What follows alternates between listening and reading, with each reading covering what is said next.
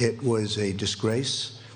Had I not fired James Comey, who was a disaster, by the way, it's possible I wouldn't even be standing here right now. We caught him in the act. Dirty cops, bad people. If this happened to President Obama, a lot of people would have been in jail for a long time already. Little did we know we were running against some very, very bad and evil people with fake dossiers, with all of these horrible, dirty cops that took these dossiers and did bad things. They knew all about it. The FISA courts should be ashamed of themselves. It's a very tough thing. And then we ended up winning on Russia. It should have taken the one day, as I said, and it took years. Then Bob Mueller testified. That didn't work out so well for the other side. But they should have said that first week, because it came out. Is that right, Jim Jordan? They knew in the first 2 days, actually. Devin, is that right? 2 days. They knew that we were totally innocent. But they kept it going, Mark. They kept it going forever. They made up facts. A corrupt politician named Adam Schiff made up my statement to the Ukrainian president. He brought it out of thin air, just made it up. They say he's a screenwriter, a failed screenwriter. He tried to go into, unfortunately, he went into politics after that. Remember, he said the statement, which is a mob statement, "Don't call me, I'll call you." I didn't say that. Fortunately, for all of us here today and for our country, we had transcripts. Yes, in other words, all of this a witch hunt, a wholesale attack on the Article II branch of government. However, the president has survived, now possibly stronger than ever. And remember how the president ended his State of the Union address. The best is yet to come. Joining me now from our bureau in Washington, D.C., political commentator and president of Americans for Limited Government, Richard Manning. Richard, this speech at the White House was dubbed the vindication speech. I don't even look at it that way. Why do you need vindication of anything when you're an innocent man? And that's what President Trump is. He was not guilty of anything impeachable.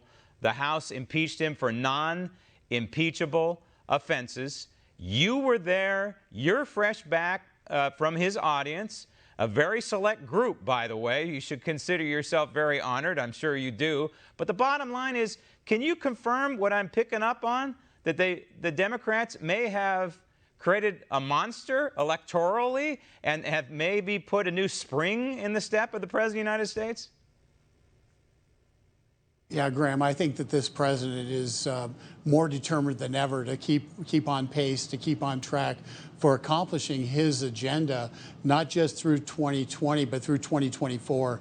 You know, I was blessed, truly blessed and honored to have been able to be in the East Wing of the White House, the East Room of the White House, as part of the group who were there. And let me tell you, this president, it wasn't a vindication speech, it was a victory speech. He's overcome tremendous odds and tremendous amount of attack over the course of 3 years that have been completely unjust, completely unfair. And quite honestly, for those of us in the room, we are more determined than ever to make certain that those people who abuse their authority, who abuse their power at the FBI, DOJ, CIA, and elsewhere, those people need to pay a price, and we have to make certain that it never happens to another president again. And the best way to do that is to make certain that those who perpetrated these crimes, those who tried to commit a coup against this president of the United States, face the music legally, and those politicians who continue to push this false narrative and try to do so and take down this president using a false narrative, that at home they end up paying the price at the ballot box and they don't get to come back to Washington, D.C. They have forfeited their right to be a member of Congress, and the people of the United States need to send that message very, very clearly come November 2020. And enemy of the people, number one, in my humble opinion, is the leader of the House of Representatives. That would be Nancy Pelosi, the Speaker of the House. And there's a move afoot to hold her accountable for tearing up the State of the Union. And I understand that technically she may have violated some kind of civil or criminal code. Okay, fine. But that's really not where we need to hold Nancy Pelosi and her crew accountable. Your point is well taken.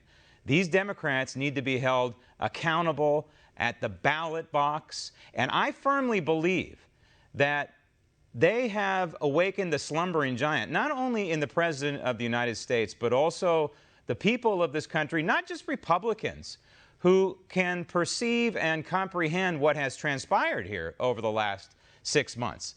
And so Nancy Pelosi, I firmly believe, I've said this before, Richard, that she may have made the greatest political miscalculation. We'll find out in November, but she may have made the greatest political miscalculation since Julius Caesar met a bunch of senators on the Ides of March. We will find out relatively quickly. But the bottom line is, it's up to the American people, not some criminal code of tearing up a document. Forget about it. Educate the American people. Let them know what has transpired here in this hyper-constitutional attack, and let the chips fall where they may, just the way the framers of the Constitution would have wanted it to happen in November. Yeah, I think very clearly the people will rise up and say we can't have this. We're seeing it in the polls. This president's jumped 10 points in the Gallup poll since the impeachment began. What we have is very clear. We have a president who's able to mobilize people, who's able to talk to people, and quite honestly, he's been fighting for the people of this country and returning jobs to America and making it so the rising tide is lifting all boats, no matter what your ethnicity, no matter what your religion. He doesn't care. He wants America to be great, and America is all of us. And when the people who have a vested interest in the status quo, who want to keep shipping our jobs overseas, who want to keep on doing the things that that enrich the people in D.C. and impoverish the people in the heartland, when those people are trying to take this president down, it's up to us. It's up to us to say no. It's up to us to stand up. It's up to us to go to the polls. It's up to us to get our neighbors to register to vote. And we have to restore Congress to the American people and defeat this Nancy Pelosi-led majority. That's the legacy we have to do. And it's up to the people of the United States to do that. Meantime, we also have to be real, Richard. And the reality is the Democrats are going to press on, and they're going to continue. Look, the attacks on this president began the day after he beat Hillary. In November of 2016, they began in the transition. Remember? The attacks on this administration before it was even an administration, right? And they went on and on and on, and the president chronicled them well today through Robert Mueller and today. It's not going to stop. We know Jerry Nadler is already poking around in various places, and Adam Schiff and the rest of them talking about subpoenaing John Bolton. They're not going to give up. It's not going to end the attacks. And in the New York Times, the newspaper of record, it reflects it today. The headline is, "The vote is over. Let the contest begin." And it says the struggle now moves back to the House of Representatives. So here we go. I mean, this is what we have to be ready for. And so my point is this, Richard. We, as Americans who care about this president, care about the Article 2 branch, care about the United States Constitution, and we care about the results in November, we've got to approach this as if we're the underdogs. Just like in 2016, you had this great force of Hillary Clinton. Donald Trump was the underdog. And we've got to approach it that way, because the last thing we want to have happen is people not energized and engaged. I don't think that's going to happen, but I don't want to take any chances. I agree with you. And, today, people who care, pick up your phone and call your congressman. If they voted against impeachment, thank them. If they voted in favor of impeachment, tell them why you're not going to vote for them again. Call up your senators and tell them if they voted to acquit, thank them. They need to hear the thank you, because the cacophony here in D.C. is all from the swamp.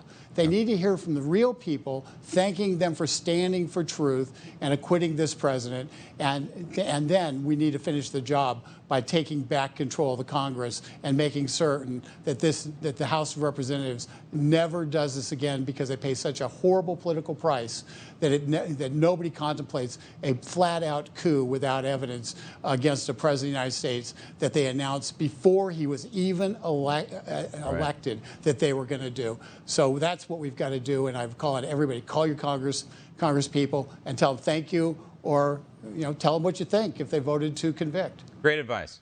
And I got to tell you, I feel good about this. We call it vindication, call it affirmation, call it whatever you want. I feel good about this. Although I call it victory. Victory. Fine. Although there's a long way to go. We got 7 or 8 months to go here, but I think the momentum clearly is in the corner of the good guys. And even Vegas. The Vegas line now on the president being reelected is now 60% chance that he's going to be reelected. I'd say it's at least that and growing. Richard, thank you.